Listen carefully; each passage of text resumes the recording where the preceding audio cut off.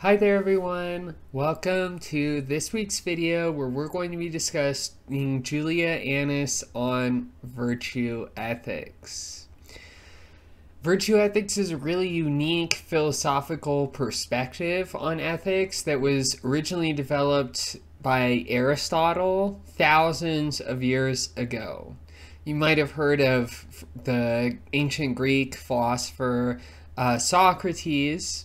Well, Socrates didn't write anything down, and everything that we know about Socrates comes from his student Plato. And Aristotle, in turn, was the most prominent student of Plato's. So virtue ethics is a philosophical approach to ethics that's primarily developed by Aristotle, but a number of other philosophers over the prevailing centuries and millennia have sought to contribute to this approach towards ethics. Our central goal today is to really just learn the basics, to start to understand what's distinctive about virtue ethics as a philosophical perspective on ethics, to discuss some of the distinct aspects of Aristotle's virtue ethics, to finally put ourselves in a position to be able to compare virtue ethics to the two approaches, utilitarianism and deontology, that we've discussed up to this point. So let's begin on the board. So my first little quadrant here, we have a discussion of, sorry about that, got caught on my rug. We have a discussion of virtue, which the ancient Greek word for virtue is arete, which we can think of as roughly equivalent to excellence. So when Aristotle and Annis are discussing virtues, what they really mean are something like excellences of human character, right? So different ways that human beings can excel at being human beings. So as I mentioned, this is an approach developed by Aristotle. And one way to begin to characterize virtues a little bit further than what we've just said is to say that the previous moral theories that we've examined have primarily looked at what we could call thin evaluative concepts, good and bad. So the utilitarian approach tells you if an action is good if it produces greater sum total consequences, morally good consequences, and an action is bad in the case that it produces less aggregate happiness or well-being overall. Similarly, the deontological moral theory provides you with rules to determine whether or not a maxim or a principle underlying behavior is good or is bad. However, you might think at this point, like, well, gee, it seems like quite a lot of our moral evaluations of other people don't just take the form of these thin evaluative concepts merely referring to someone as good or as bad, but instead we think that various different kinds of people exemplify different kinds of excellences, right? We're not just good in a kind of abstract way, but we're good in particular ways that are characteristic of us as a person.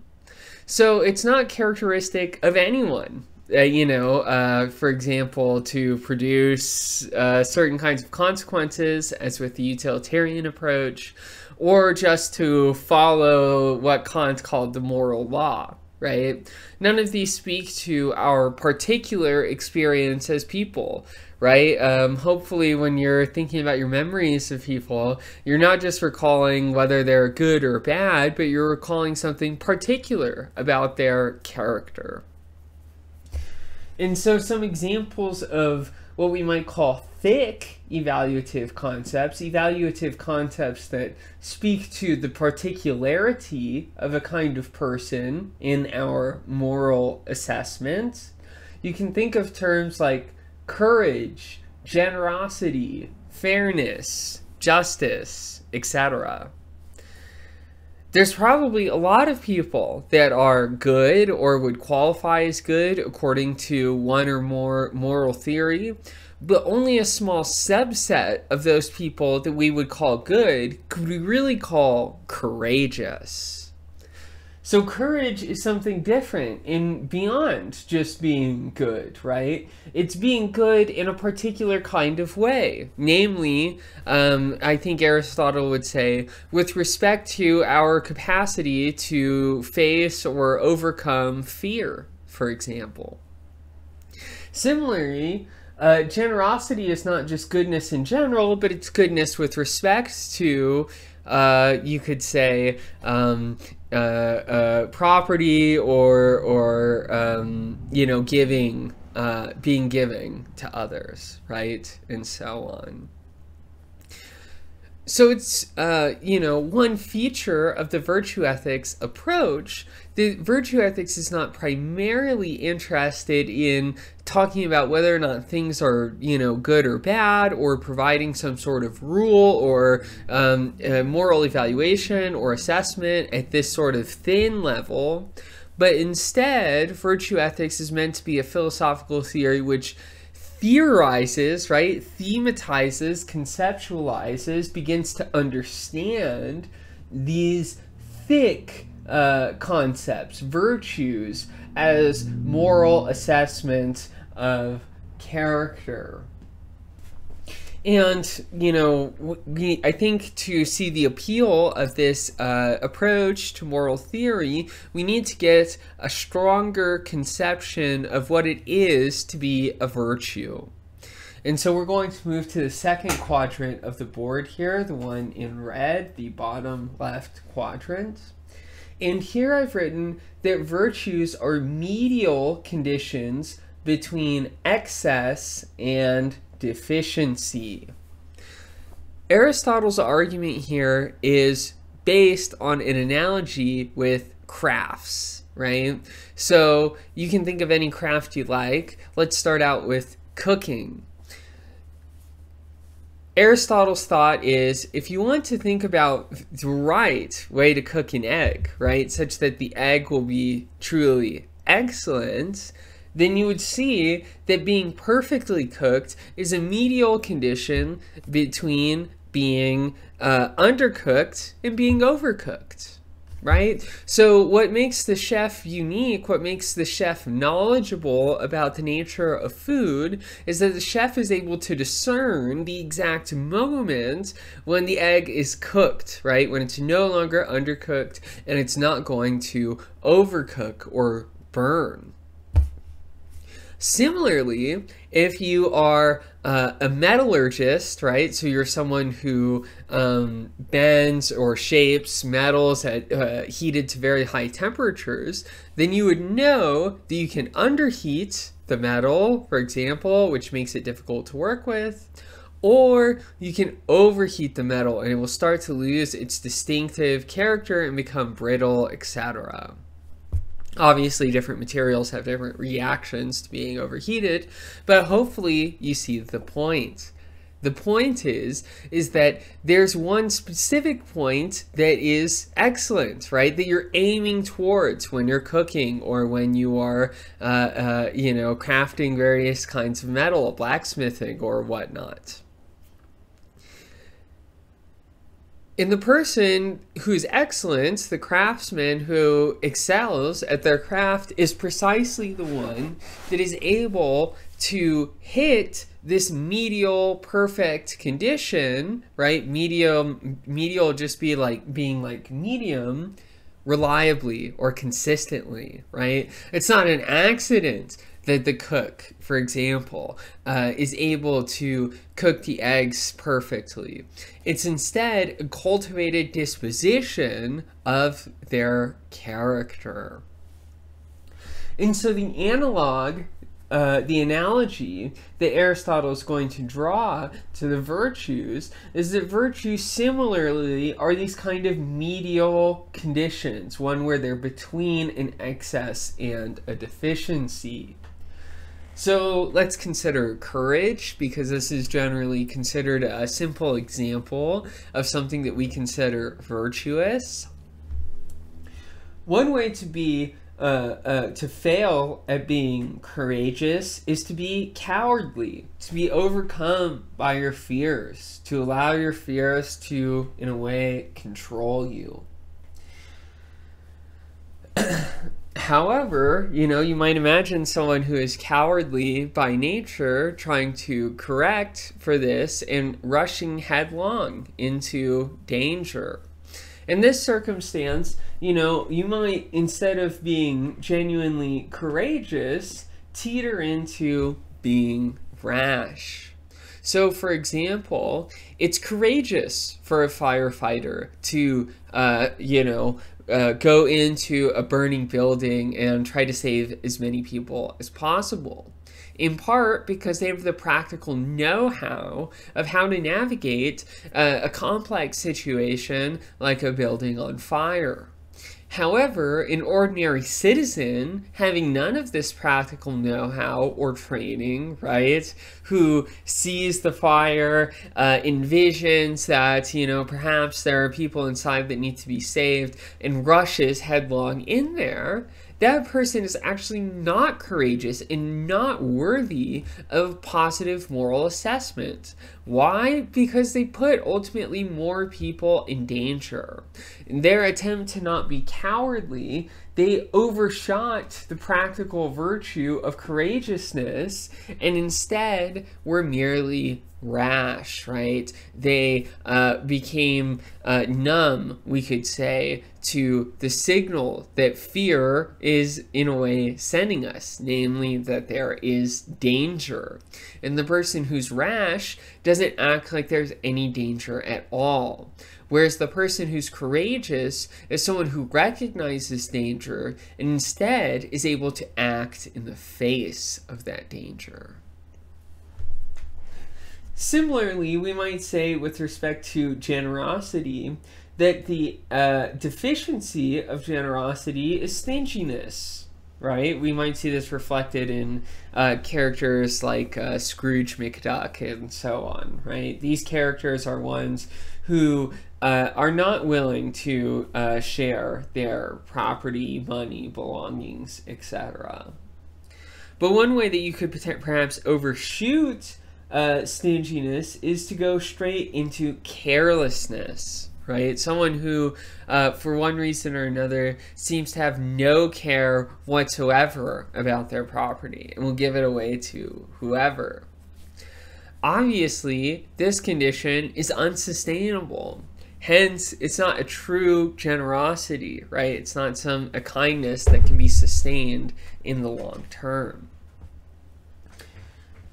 So, knowing that virtues are kinds of excellences, and that these excellences are what Aristotle calls medial conditions between excess and deficiency, we can now ask the question, what is it to have virtue? And this is going to show the inadequacy of both the consequentialist and the deontological views that we have examined so far. It's not producing certain kinds of consequences. Why? Because it can happen by accident that the person who is not wise produces the same set of consequences as the person who is wise or virtuous.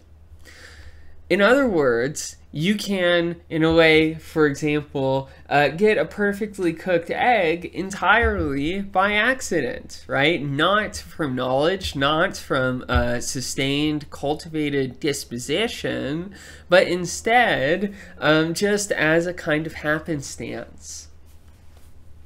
And similarly, it's not just following a rule or a principle, right? The person who's rash, at the very least, seems to have the same virtue, to have the same, rule or principle as the one who is courageous. And so we can see in each of these cases both of these conditions, even conjunctively, are insufficient. Virtue is not about the results necessarily, and it's not about the reason or the rule that motivates your behavior. Instead, virtue is a habit. Or Aristotle's going to say second nature, and then we're going to clarify even further the nature of this Greek word, phronesis, which means practical wisdom. So to say that virtue is a habit is to say that you become virtuous not by acting virtuously a single time or even intending to be virtuous, but by making it a characteristic feature of your behavior that you have a certain kind of virtue. So it's not enough, for example, for someone to describe you as a courageous person for you to act courageous a single time. To the contrary, what makes certain professions like firefighters, for example, commendable, morally speaking, is that it requires those who embark in that profession to regularly or characteristically face important danger, right? And to confront this danger for the purposes of saving another person. So, what figures into our moral assessment of firefighters, for example, is that they've made being courageous a part of their character. It's not simply that they acted courageous once or twice. It's not that they produced certain kinds of consequences. And it's not that they were following a certain kind of principle. But it's instead that they cultivated themselves, they shaped themselves to be responsive to certain kinds of considerations and to have the practical wisdom to know how to navigate those kinds of situations. Aristotle calls this our second nature, and he thinks that it's particularly exhibited in the importance that we place on education. Humans have a nature, a kind of animal nature, that is related to our bodies. So, you can say characteristic features of human physiology. We have certain kinds of organs, we have certain kinds of limbs, we have a certain kind of skeletal structure, and so on. These biological facts, we could say, are our first nature.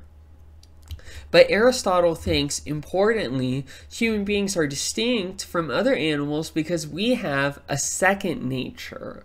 That is, we not only have a biological existence, but we also have, importantly, a social existence. Aristotle calls us rational animals. But he also thinks that means that we are political animals. In other words, it's exactly because we can take things for a reason for action that we can engage and live in social communities. And those social communities in turn shape the things that we consider important or worthwhile in practical activity. So oftentimes people are not simply born, or in fact, all of the time, people are not born courageous or generous or any of these virtues. Instead, what makes these virtues so praiseworthy is exactly that they are cultivated dispositions, right? To become courageous means having a role model who I can use as a practical guide for being courageous, and it also means that I need to continually practice, right? I need to not only in the abstract accept the same kinds of principles that this person has, but also to model or emulate what the ancient Greek word is, phronesis, their practical wisdom. So someone who's really generous or kind knows how to be generous or kind without the person receiving the generosity or kindness feeling indebted, right? It's a true kindness. And to be able to do that, it's not enough to have certain kinds of moral principles or desires, but to the contrary, it's a very robust kind of know-how that is particularly morally praiseworthy. And so to move on to our last little quadrant here, we can conclude that virtue ethics holds that morality is about assessments of character, not consequences or intention. And this is what makes the virtue ethics approach, totally distinct from both the utilitarian approach and the deontological approach, even though both the utilitarian and the deontological approach will have something to say about virtue.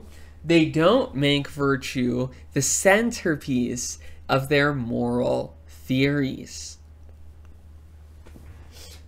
One consequence of this way of looking at the nature of morality is that on Aristotle's account, and I think that this is true of virtually all virtue ethics approaches, morality can only provide an outline of the good. So in other words, no one can give you an exhaustive manual on how to be generous or kind or courageous or any other virtue. Why? Because virtue is not a matter of knowledge. To the contrary, virtue is a matter of action. Therefore, no amount of theoretical knowledge is ever going to be sufficient to be virtuous. Consequently, the only thing that virtue ethics can tell us is about the general form of virtue, right? That virtues are medial conditions and so on. But I can't, from this framework, use it to understand any given action and discern like, oh, this is the courageous thing to do, this is the cowardly thing to do, this is the rash thing to do, and so on. And consequently, and this is the big sticking point from the perspective of both the deontologists and the utilitarians, from the virtue ethics approach, morality cannot tell us what it is that we're obligated to do, what we must do in a certain situation, what we're permitted to do, what we're forbidden from doing, etc. Right? There's no list of rules that is sufficient for having a virtue. However, the utilitarian and the deontological ethicists are going to look at this and say, hey, what the hell? You gave up the central point of doing ethical theory, which is not to provide, psychological assessment of various character traits that we view as praiseworthy or laudable, but instead a moral theory that can tell us what to do in particular circumstances. And this, Aristotle freely admits, and most virtue ethicists do as well, is a characteristic feature of virtue ethics, that you cannot derive from virtue ethics a system of obligations, prohibitions, etc., like you can from the utilitarian and the deontological approaches. Now, the central question remaining to us as the interpreters of these ethical theories is this a virtue or is it a weakness? Is it a good thing that virtue ethics can't speak to the particulars of each and every case? Or does it point to an inadequacy in this kind of moral theory as compared with the other moral theories that we have discussed? I hope that you found this video interesting. I look forward to hearing what you think, and I will see you in the next video. Bye.